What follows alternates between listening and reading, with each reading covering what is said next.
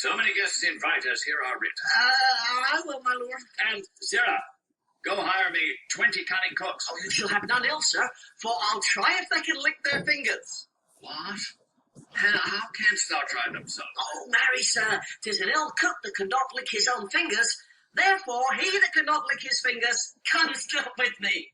Go, begone! I will, my lord. Ah, we shall be much unfurnished for this time. Wife, nurse, what is my daughter gone to Friar Lawrence? Aye, husband, aye, forsooth. Well, he may chance to do some good on her. A peevish, self-willed harlotry it is. See where she comes from shrift, with merry look. How now? My head's strong. Where have you been gadding? Lord, I have learned me to repent the sin of disobedient opposition to you and your behests, and have been joined by holy lords to fall prostrate here to beg your pardon. Pardon, I beseech you. Henceforward I am ever ruled by you. Ah, send for the county Paris. Go tell him of this. I'll have this knotted up tomorrow morning. I met the youthful lord at Lawrence cell, and gave him what becometh love I might, not stepping o'er the bounds of modesty. Why, I am glad on't. This is well. Stand up. This is as should be. Let me see the county. I marry go, I say, and fetch him hither.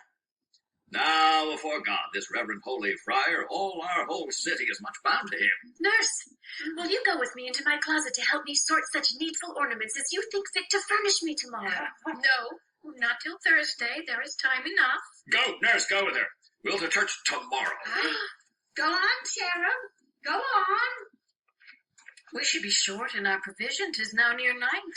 Tush, I will stir about, and all things shall be well, I warrant thee, wife. Go thou to Juliet. Help to deck up her. I'll not to bed tonight. Let me alone. I'll play the housewife for this once. What ho! They are all forth.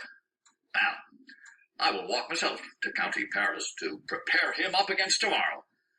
My heart is wondrous light, since this same wayward girl is so reclaimed.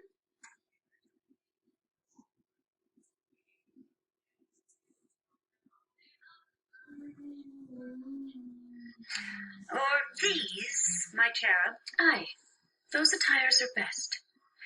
But, gentle nurse, I pray thee leave me to myself tonight, for I have need of many orisons to move the heavens to smile upon my state, which well thou knowest is cross and full of sin. What, are you busy?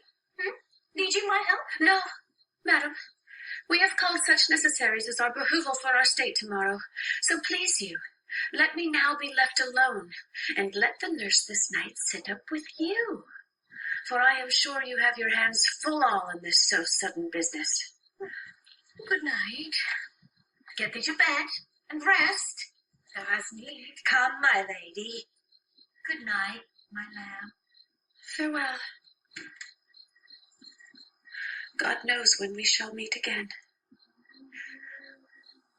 I have a faint cold fear thrills through my veins that almost freezes up the heat of life.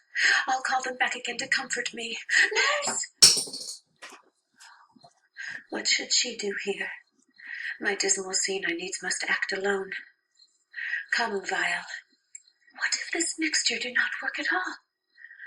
Shall I be married then tomorrow morning? No, no! This dagger shall forbid it. Lie thou there. What if it be a poison which the friar subtly hath ministered to have me dead, lest in this marriage he should be dishonored because he married me before to Romeo? I fear it is. And yet methinks it should not, for he hath still been tried a holy man. I will not entertain so bad a thought.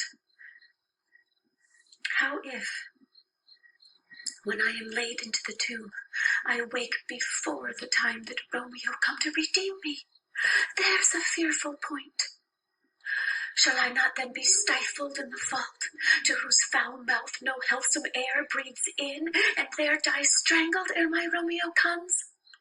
Or if I live, is it not very like the horrible conceit of death in night, together with the terror of the place, as in a vault, an ancient receptacle where for this many hundred years the bones of all my buried ancestors are packed, where bloody Tybalt, yet but green and earth, lies festering in his shroud, where, as they say, at some hours in the night spirits resort. Alack!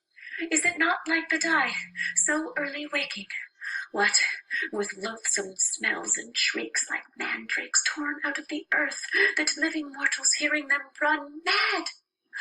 Oh, if I wake, shall I not be distraught, environed with all these hideous fears, and madly play with my forefather's joints, and pluck the mangled Tybalt from his shroud, and in this rage, with some great kinsman's bone as with a club, dash out my desperate brains?